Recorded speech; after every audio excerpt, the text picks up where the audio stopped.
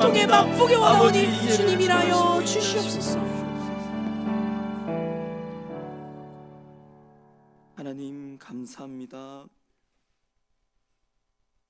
예수를 더 알기 원합니다.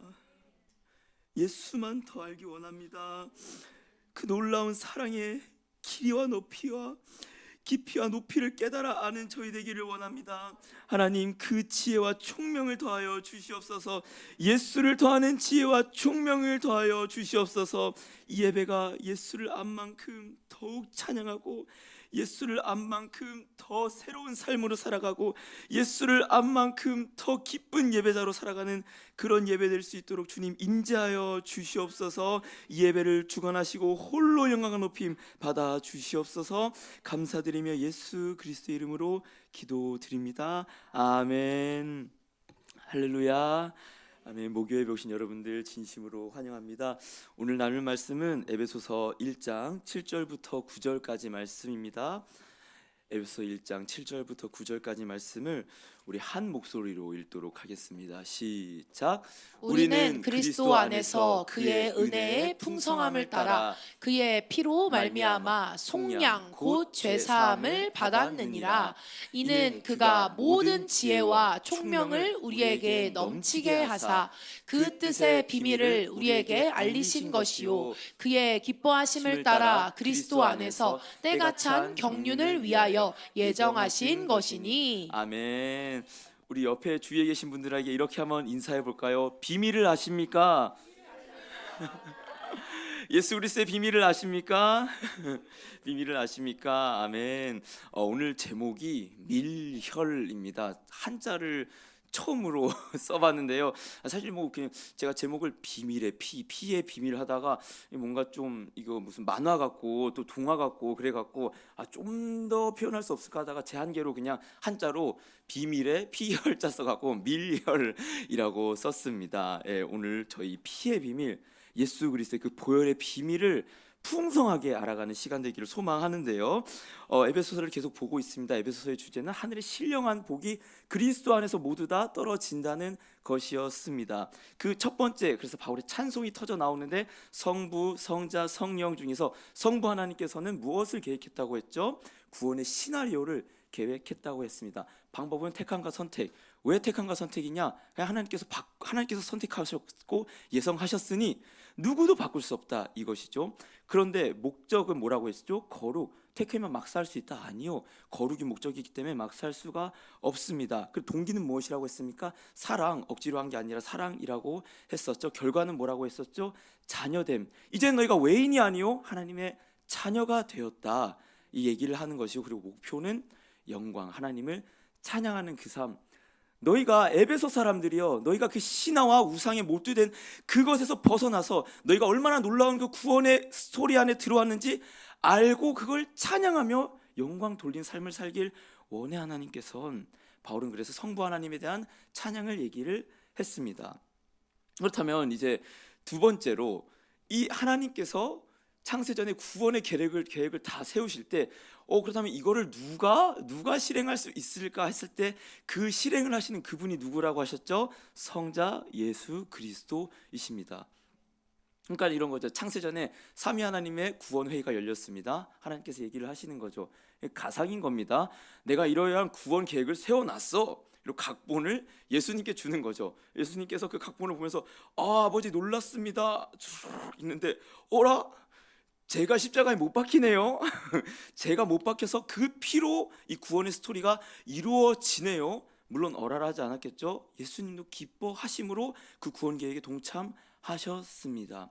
그 모든 하나님의 뜻을 100% 이루실 명배우시자 하나님 예수 그리스도가 오늘 저희가 나눌 이야기인 것입니다. 말씀드린 것처럼 이 시나리오는 피의 시나리오입니다. 이 시나리오는 속량의 시나리오입니다. 이 시나리오는 예수님께서 직접 그의 피를 흘리신 시나리오입니다. 이를 깨닫고 알아가는 은혜가 있기를 소망합니다. 에베소 1장 7절 말씀을 한 번 더 읽겠습니다. 시작. 우리는 그리스도 안에서 그의 은혜의 풍성함을 따라 그의 피로 말미암아 속량 곧 죄사함을 받았느니라. 아멘, 아멘. 성자 예수님 그리스도에 대해서 먼저 얘기하는데, 바울은 주저하지 않고 바로 얘기를 합니다. 은혜 풍성하심을 따라 그의 피로 속량을 얻었다라고 얘기를 하고 있습니다. 우리는 여기서 중요하게 알 단어는 오늘 사실 이 두 가지만 이해하면 됩니다. 속량 그리고 비밀. 바울은 속량을 얻었는데 그건 바로 비밀이야 얘기를 하고 있습니다. 이게 왜 비밀인지 알기 위해서는 속량이 무엇인지 알 필요가 있는데요. 구약의 속량에 대해서 대표적으로 나온 구절이 있습니다. 출애굽기 6장 6절에서 7절 말씀 함께 읽겠습니다. 시작. 그러므로 이스라엘 자손에게 말하기를 나는 여호와라 내가 애굽 사람의 무거운 짐 밑에서 너희를 빼내며 그들의 노역에서 너희를 건지며 편팔과 여러 큰 심판들로서 너희를 속량하여 너희를 내 백성으로 삼고 나는 너희의 하나님이 되리니 나는 애굽 사람의 무거운 짐 밑에서 너희를 빼낸 너희의 하나님 여호와인 줄 너희가 알지라. 아멘 아멘. 6절에 보면은 나오고 있습니다. 여호와께서 너희를 속량하여라고 얘기를 하고 있습니다. 구약에서 처음 속량이라는 단어가 등장한 장면인데요. 그러니까 이 속량이 뭐냐? 7절에 보면은 애굽 사람의 무거운 짐 밑에서 너희를 빼낸다라는 거죠. 그러니까 뭐냐? 속량은 한마디로 노예 해방. 너희가 이전에 애굽의 종이었니? 내가 너희를 속량할 거야. 너희를 노예에서 해방시킬 거야라고 얘기를 하고 있는 거죠. 근데 이 속량이 뭐로 이루어지냐? 이어지는 출애굽기 12장 13절 제가 읽겠습니다. 내가 애굽 땅을 칠 때 너희 속량하고 애굽 땅을 칠 때에 그 피가 너희가 사는 집에 있어서 너희를 위하여 표적이 될지라 내가 피를 볼 때 너희를 넘어가리니 재앙이 너희에게 내려 멸하지 아니하리라. 아멘. 그러니까 하나님께서 애굽을 쳐갖고 너희를 구원해 낼 거야, 구출해 낼 거야, 해방시켜 줄 거야. 10가지 재앙들을 파파박 내리고 마지막에 장자의 재앙에서 얘기를 하시는 거죠. 피를 바르면 재앙이 넘어가고 애굽은 완전히 박살나 버릴 거야. 그리고 너를 속량시킬 거야, 구속시킬 거야. 얘기를 하고 있습니다. 그러니까 이 속량의 절정은 뭐로 이루어지냐? 피로 이루어진다는 거예요. 이미 말씀을 하셨고, 피의 의미가 뭐냐? 물론 노아의 방주 이후에도 하나님께서 피째 먹지 마, 피는 생명이라고 얘기하셨지만 더 정확하게 이후에 제사를 드릴 때 말씀하셨습니다. 레위기 17장 11절 말씀 제가 읽겠습니다. 육체의 생명은 피에 있음이라.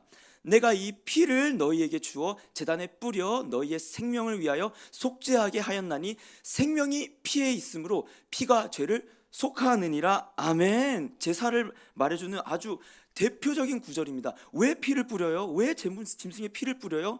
피가 생명이기 때문에, 그 피로 너희가 속죄함 받기 때문에. 제가 주일 학교 이제 세윤이랑 예배를 드리잖아요. 세윤이는 백지 같은 아이예요. 아무것도 몰라요. 그래서 제가 오히려 참 기쁘게 세윤이한테 알려주는데, 제사에 대한 얘기가 나올 때마다 제가 세윤이한테 세윤아 전도사님한테 안수해 하고 세윤이가 제 머리에 손을 얹습니다. 그리고 따라해 나의 죄를 이 짐승에게 전가합니다 하면은 제가 전가를 받고, 그리고 내가 죽는 거야. 전사님이 죽는 거야. 세윤아 너는 살아남고 전사님이 죽는 거야. 이게 바로 제사야. 이게 바로 예수님께서 행하신 일이야. 십자가에서. 제가 이렇게 말을 이렇게 전해 주는데요. 그러니까 이미 구약에서부터 말씀을 하신 거죠. 생명이 피에 있고 너희의 죄값은 사망인데 그걸 짐승에게 전가시켜서 너희가 속량함을 얻는 거야. 출애굽할 때부터 제사 때부터, 아무튼 그 모든 이스라엘의 장구한 구약의 역사 가운데 이 피로 말미암은 속죄와 속량은 하나님께서 알려주신 구원의 스토리였다라는 것이죠. 출애굽기 13장 13절을 제가 또 읽어보겠습니다. 나귀의 첫 새끼는 다 어린 양으로 대속할 것이요 그렇게 하지 아니하려면 그 목을 꺾을 것이며 내 아들 중 처음 난 모든 자는 대속할지니라. 아멘. 그러니까 출애굽기 12장이 6월절에 대한 얘기가 나오고 14장이 홍해를 건넜는데 이 13장에 갑자기 율례와 규례 같은 것을 설명을 해요, 모세가. 근데 그 중에 하나가 13장 13절인데 제가 이게 이해가 안 갔어요. 아니 왜 나귀의 첫 새끼를 어린 양으로 대속한다는 거지? 그러니까 이 장자의 재앙을 예고하시면서 하나님께서 하신 말씀이 너희의 그 장자, 이 사람의 아들뿐만 아니라 짐승의 첫 새끼까지도 다 너희가 어떠한 과정을 거쳐야 하는데 그게 6월절인데 나귀의 첫 새끼, 그러니까 짐승의 어떤 대표를 하나 갖고 온 거예요. 나귀마저도 어린 양으로 너희가 대속을 해야 돼라고 얘기를 한 겁니다. 그리고 14절에 뭐라고 하냐면 이후에 자손들이 뭐라고 묻거든 너희가 이게 여호와께서 우리의 손을 큰 권능으로 구원한 거라고 이후에 계속 알려주라고 얘기를 하는 거예요. 뭐냐? 짐승마저도 속죄한 그 제사를 지냄으로 너희가 어떻게 구원받았는지 반드시 기억해. 애굽의 장자들이 분명 내가 친 건 맞아. 근데 너희가 그렇다고 죄가 없는 것 같아? 아니, 너희도 노예 생활했고 너희도 가증한 우상을 섬긴 죄의 종되었던 자들이야. 너희가 속량함을 받는 방법 어린 양의 피밖에 없어라고 하나님은 이미 얘기를 하신 것이죠. 그리고 우리가 너무나도 잘 알다시피 이 어린 양이 누구이십니까? 예수 그리스도이십니다. 요한복음 1장 29절 말씀 우리 함께 읽겠습니다. 시작. 이튿날 요한이 예수께서 자기에게 나오심을 보고 이르되 보라 세상 죄를 지고 가는 하나님의 어린 양이로다. 아멘. 그가 세례 요한은 알고 성령의 감동으로 예수님을 단번에 알아본 거예요. 보라 하나님의 어린 양이로다. 어떤 어린 양? 세상 죄를 지고 가는 하나님의 어린 양이라고요. 예수님 또한 본인을 그렇게 생각하고 여기셨습니다. 마태복음 20장 28절 제가 읽겠습니다. 인자가 온 것은 섬김을 받으려 함이 아니라 도리어 섬기려 하고 자기 목숨을 많은 사람의 대속물로 주려 함이니라. 아멘. 예수님 당신께서도 본인을 대속물, 세상 죄를 지고 가는 어린 양이라고 얘기를 하셨다는 것이죠. 지금은 교회를 제 이제 전도 명단에 있는 못 적었네요.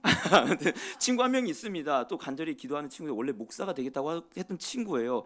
지금은 뭐 세상의 목사가 된 친구가 있는데 그 친구랑 오랜만에 이제 만나갖고 얘기를 했습니다. 그래서 그 친구랑 주일학교 시절에 교회를 열심히 다녔기 때문에 이제 그 친구는 사실 가진 뭐 재능이나 능력이 없는데 어떤 인간관계로 어떤 자리까지 올라갔어요. 근데 이 친구가 경영을 해야 되는데 자기는 경영에 대한 지식이 아무것도 없는 겁니다. 그래서 그 친구가 얘기하기를 야 승재야, 너가 이제 성경을 배우고 있는데 내가 볼 때 최고의 리더는 예수님이다라고 얘기를 하는 거예요. 그래서 왜 그러냐 했더니 예수님은 그렇게 딱히 한 게 없는데 지금 2000년이 넘어서까지 제자들이 계속 있다는 거예요. 그래서 나는 이 예수를 공부해 볼 거야. 내가 좀 리더가 보고 싶어. 이런 식으로 얘기를 하는 겁니다. 제가 마음속으로 야, 예수님은 아까 말했던 9절 섬김 받으러 온 게 아니라 널 섬기러 온 거야라고 얘기를 좀 강하게 했었어야 됐는데 교회나 나와라, 제가 그렇게 얘기를 했었습니다. 세상 사람들이 많이 오해하고 있는 오해 중에 하나죠. 많이 알고 있는 사실 중에서도 오해하고 있는 것 중 하나, 예수님은 대속물로 오셨습니다. 우리는 사실 이 교리를 너무 잘 알고 있습니다. 교회를 이쯤 되고 목요 예배 나왔다면은 이건 너무나도 사실 쉬운 교리예요. 예수님께서 우리 죄를 위하여서 대신 십자가에 못 박혀 죽으셨다. 우리 죄를 속량하셨다. 그래서 우리는 천국에 가게 되었다라는 교리요. 근데 바울은요 이거를 비밀이라고 얘기를 합니다. 왜 비밀이라고 얘기하냐? 우리 그 비밀의 이유에 대해서 한번 살펴볼 필요가 있는데요. 로마서 10장 14절 제가 읽겠습니다. 그런즉 그들이 믿지 않은 일을 어찌 부르리요? 듣지도 못한 일을 어찌 믿으리요? 전파하는 자가 없이 어찌 들으리요?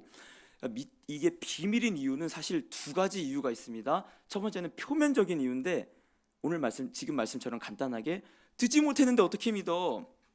듣지 못했는데 그걸 어떻게 알아? 복음을 듣지 못했기 때문에 이게 비밀인 거죠. 모르는 거죠.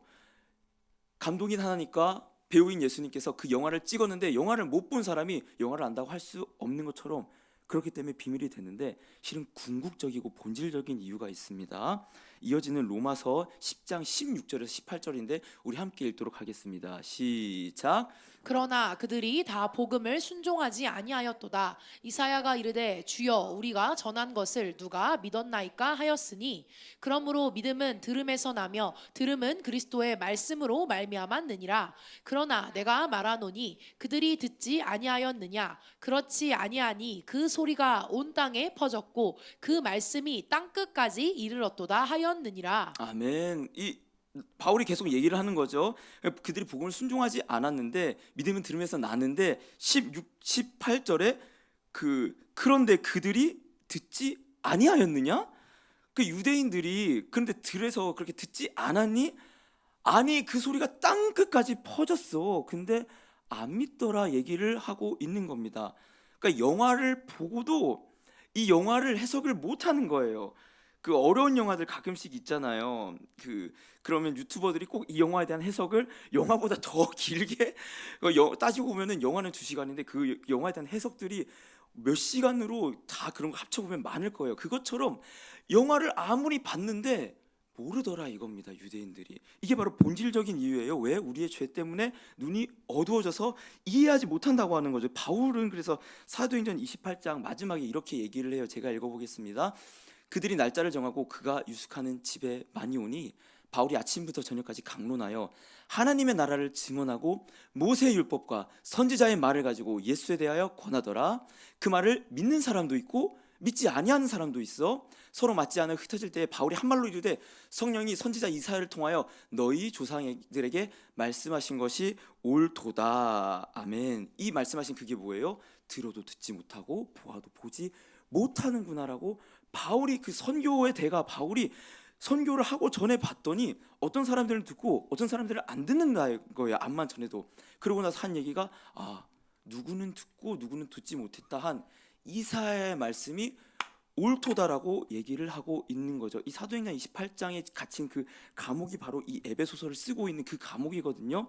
그러니까 그 바울은 이 마음을 갖고 똑같이 에베소 교인들에게 너희가 그 속량의 비밀을 알고 있니? 근데 너희가 이 속량의 비밀을 알고 있어?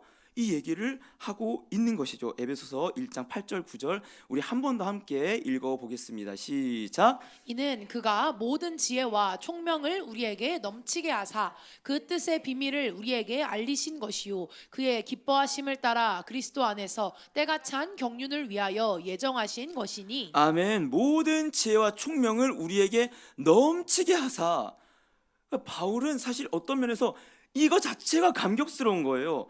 내가 그렇게 많이 전도를 하고 전해봤거든. 근데 믿는 자가 있고 안 믿는 자가 있어. 근데 너희가 그 비밀을 알고 있어? 이것만으로도 찬송하리로다. 우리 주 예수 그리스도의 아버지께서 너희에게 지혜와 총명의 영을 주셔서 그 비밀의 뜻을 알아 깨닫게 하셨도다라고 얘기를 하고 있는 겁니다. 여러분, 제가 이제 신학을 3년 동안 배우면서 현대신학이란 과목을 마지막에 배우는데 이 현대신학의 태동이 알 필요는 없어요. 칸트라는 사람에서 시작됐어요. 칸트는 뭐냐? 이 독일의 철학자인데 종교는 무엇이냐? 의지라 얘기했어요.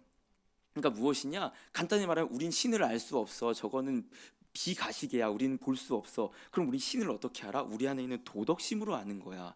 우리가 좀 도덕적인 존재인 거, 모두가 공통적으로 어떤 도덕적인 가치를 갖고 있는 게 그게 신이야 라고 얘기를 해버리고 이 말씀과 성경 하나님을 아예 도덕이라고 바꿔버렸어요.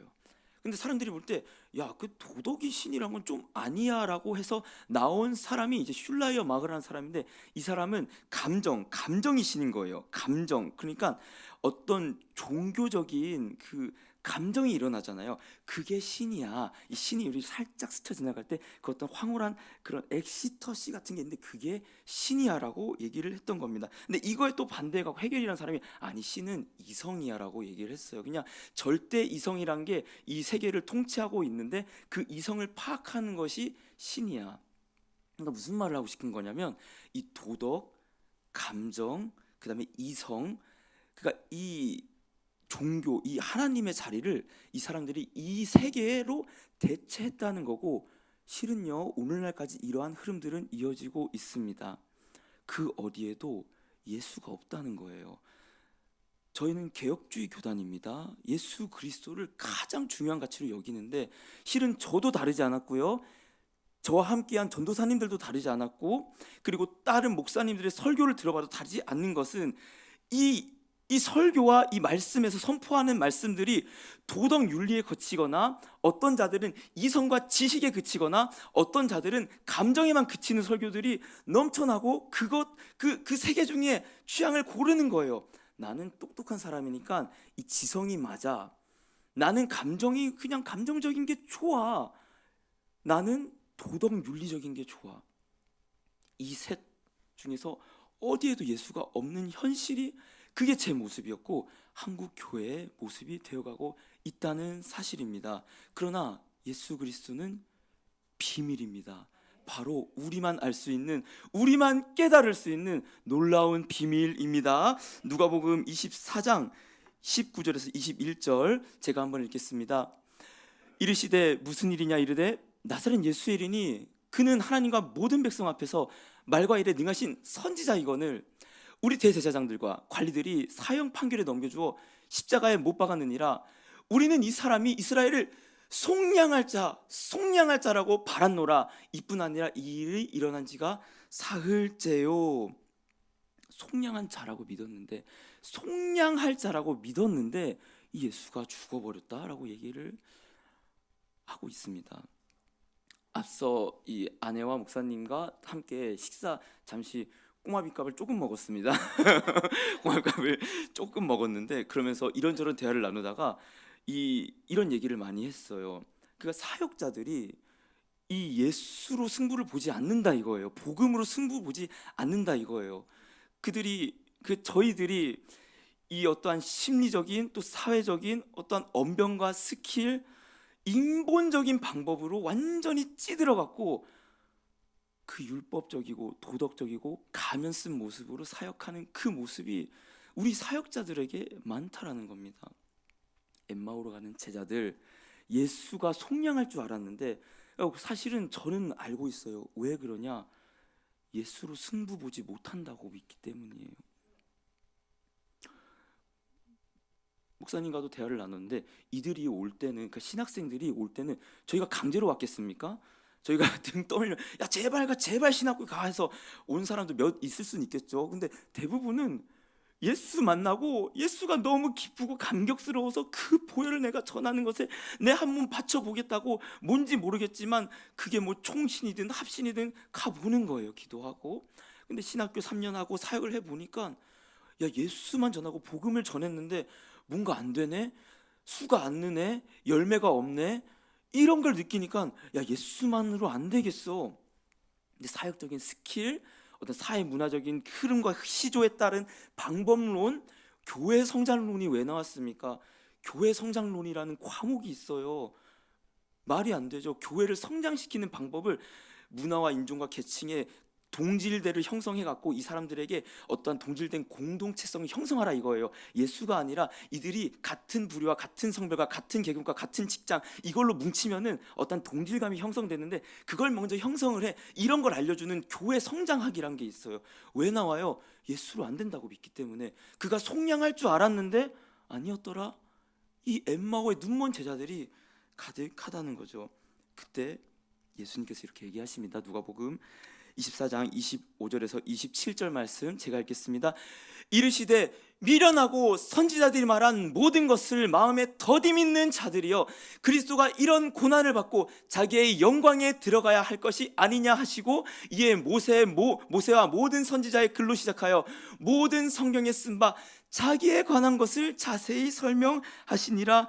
아멘. 예수님께서 얘기하시는 것이에요.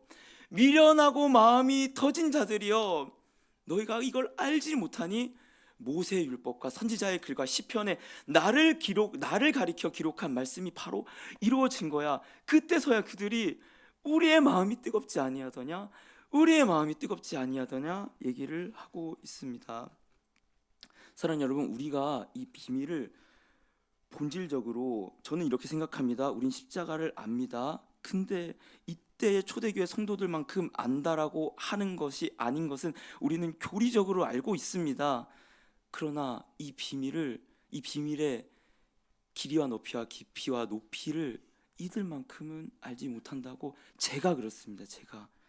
제가 그렇게 생각을 합니다. 고린도전서 1장 23절에서 24절 우리 함께 읽겠습니다. 시작. 우리는 십자가에 못 박힌 그리스도를 전하니 유대인에게는 거리끼는 것이요 이방인에게는 미련한 것이로되 오직 부르심을 받은 자들에게는 유대인이나 헬라인이나 그리스도는 하나님의 능력이요 하나님의 지혜니라. 아멘. 고린도전서에서 바울은 난 딴 걸 전하지 않겠다, 오직 십자가에 못 박힌 그리스도만 전할 것이라라고 얘기를 하면서 이 십자가의 그리스도의 보혈이 유대인에게는 거리끼는 것이요 이방인에게는 미련한 것이라고 얘기를 했어요.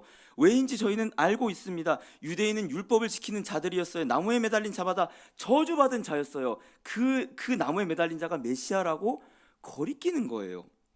이방인들, 그리스 로마시 그 헬라 철학의 그 지식의 그 그리스 철학은요, 지금도 우리가 철학자들은 따라가지 못할 정도의 높은 수준의 지성입니다.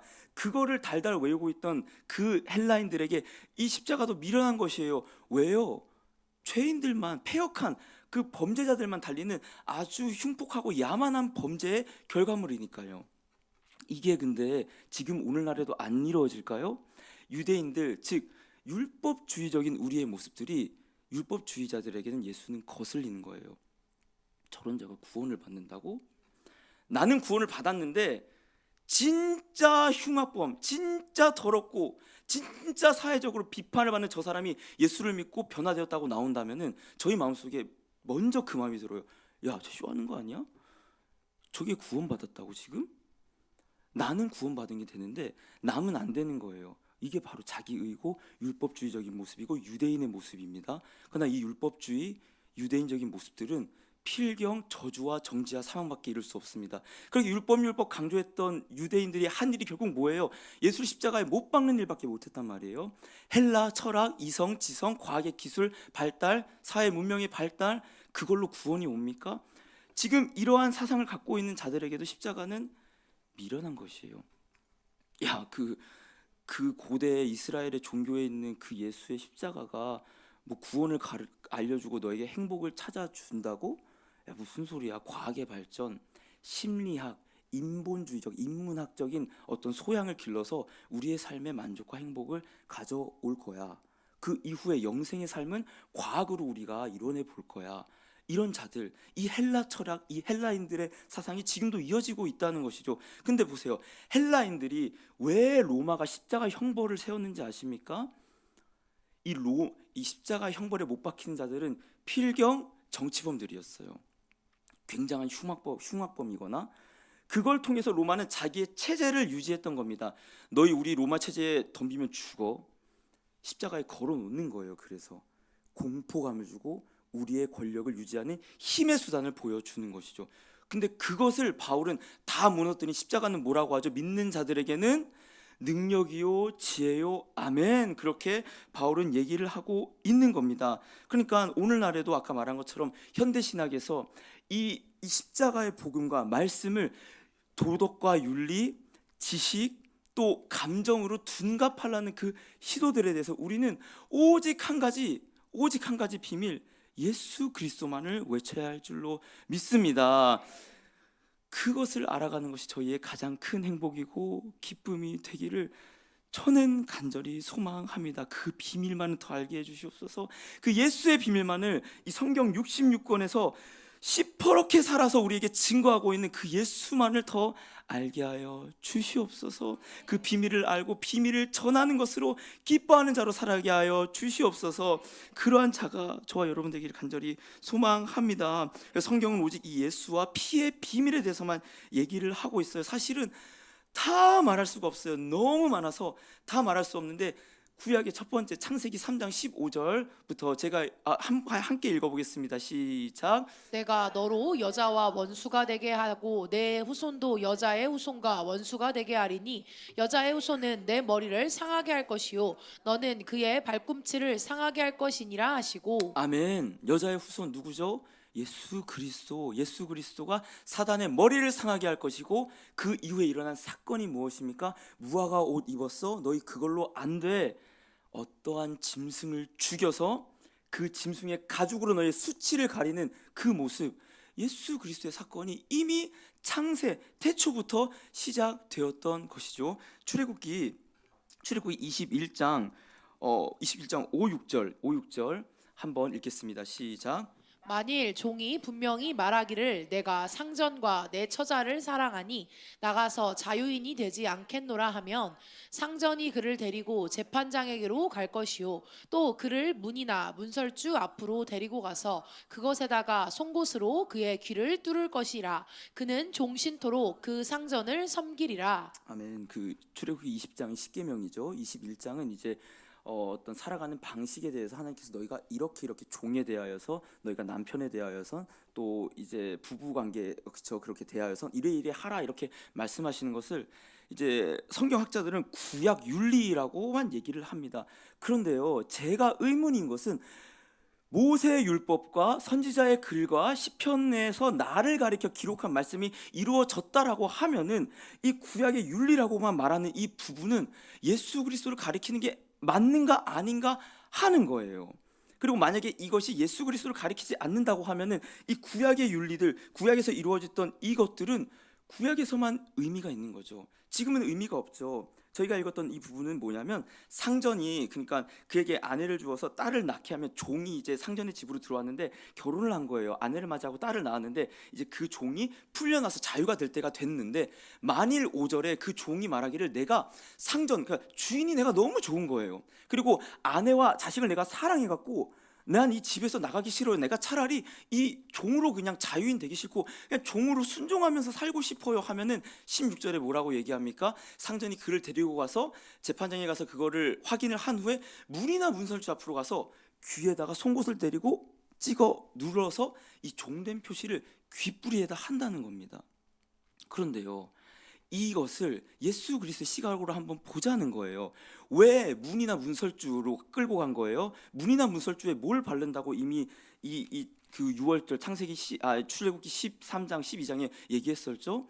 어린 양의 피를 바르라라고 얘기를 했습니다. 그곳으로 끌고 가갖고 상전, 곧 주인 되신 하나님과 처자, 신부된 백성을 사랑하여서 내가 순종하여 종이 되기로 못 박히는 그 예수 그리스도의 모습이 여기에 사실 나타난다는 겁니다. 물론요, 이건 구약에 대한 윤리를 알려주는 거 맞아요. 이 종이 이럴 때는 너희가 이렇게 상전은 이렇게 행해. 근데 하나님께서 구원의 모든 계획을 이루시고 예수님께서 그 배우로서 오셔갖고 모세 율법에 나를 가리켜 기록한 그 말씀이 다 이루어진 거라고 했다면, 하나님께서는 이 율법을 주실 때 분명한 목적이 있었다는 거예요. 나는 이 구원의 이 율법을 통하여서 예수를 알려주고 싶어. 지금은 모르겠지만 난 예수를 알려주고 싶어. 이 마음으로 율법을 주셨다는 것이죠. 사실 너무 많습니다. 다 살펴보기도 힘든데, 뭐 이제 21장 20절에 보면요, 21장 20절에 보면 종에 관한 말씀이 나와요. 종을 어떻게 하냐면, 이 남종과 여종을 너희가 쳐서 죽일 수가 있으면 형벌을 받는데, 21절에 보면은 그가 하루나 이틀을 연명하여 형벌을 면하니니 그는 상전의 재산임이라. 이게 구약 윤리학자들은 이게 받아들이기 어려운 거예요.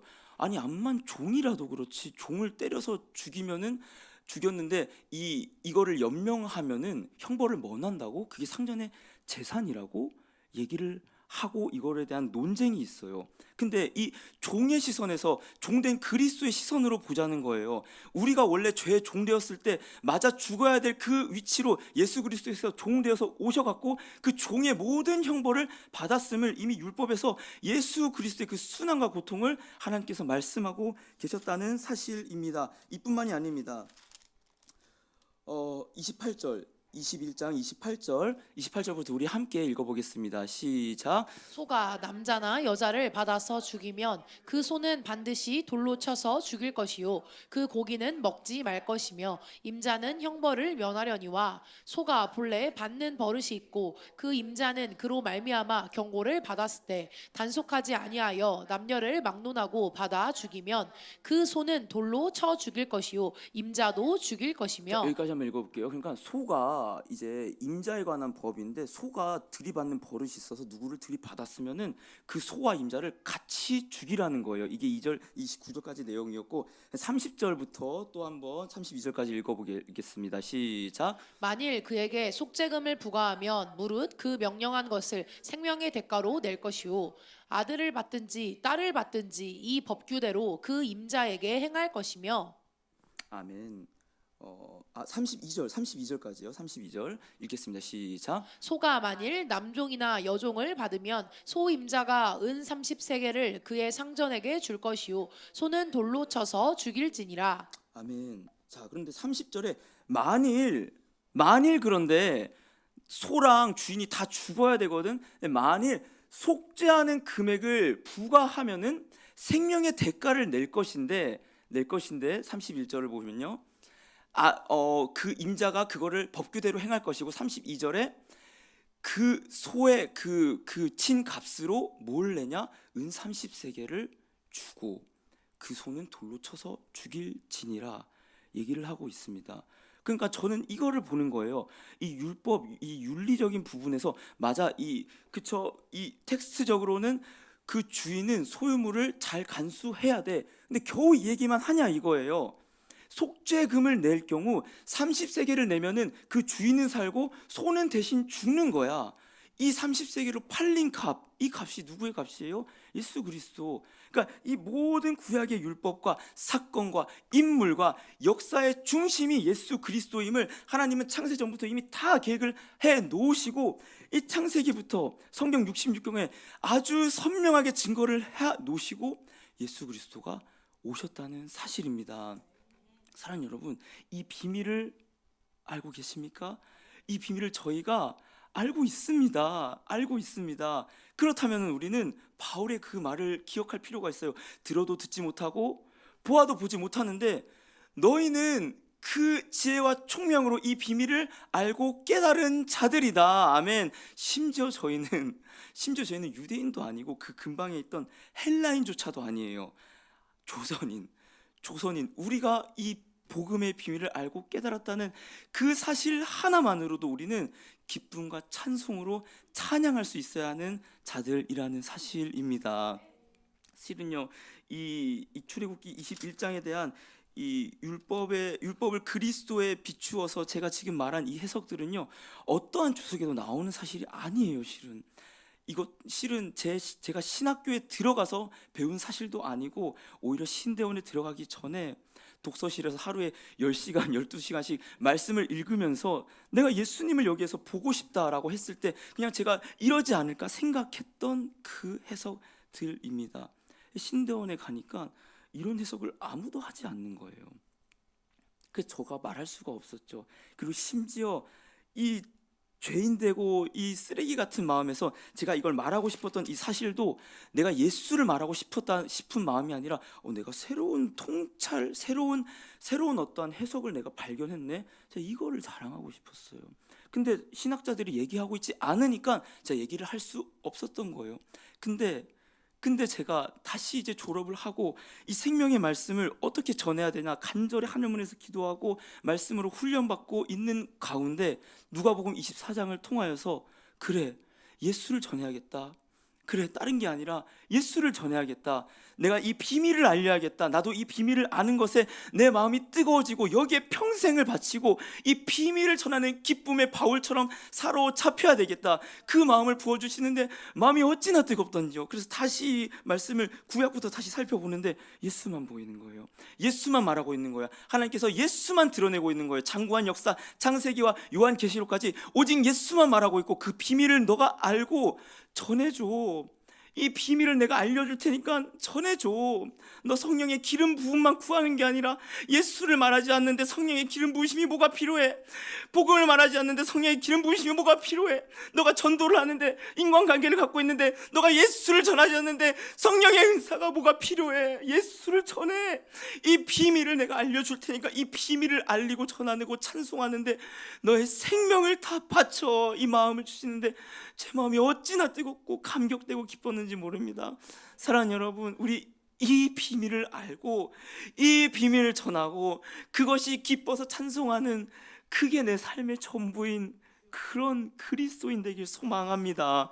성경을 배워서 다른 게 아니라 예수가 여기도 있네. 예수가 다윗에게도 있네.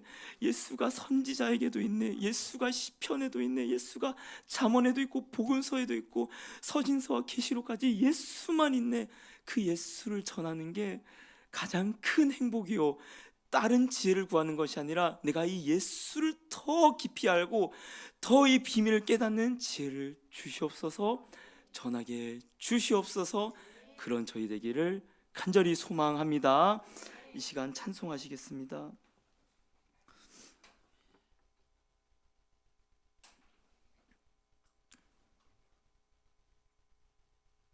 천번을 불러도 예수 그리스도의 비밀을 하나님 내가 알았다고요? 나같이 더러운 자가 예수 이름 이용하고 팔아먹으려는 가룟 유다 같은 자가 내가 이 비밀을 알았다고요? 1000번을 불러도 내 눈엔 눈물이 나고 감격이 납니다. 이 비밀만 더 알고 전하게 해 주시옵소서. 바라는 마음으로 함께 찬송